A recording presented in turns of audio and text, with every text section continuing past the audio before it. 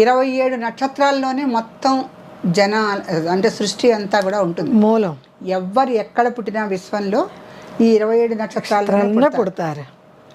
ఈ 27 నక్షత్రాలకి అష్టమూర్తి, అజాజేత్రి, లోకయాత్ర విధాయిని అనే నామంలో అర్థం ఏంటంటే అష్టమూర్తిత్వంతో ఉన్నటువంటి శ్రీమాత అజాజైత్రి.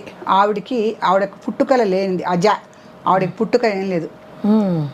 జైత్రి అంతా జైత్రయాత్ర చేస్తూ ఉంటుంది. లోకయాత్ర విధాయిని, లోకమంతా కూడా ఒక యాత్ర చేసి వస్తూ ఉంటుంది.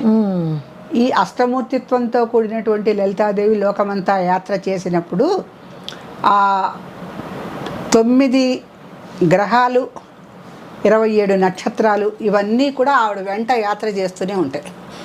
ఆవిడ యాత్ర చేస్తున్నప్పుడు జరిగేటువంటి సృష్టి ఈ 27 నక్షత్రాల్లోనే జరుగుతుంది. ఈ ఒక్క నామం చదివితే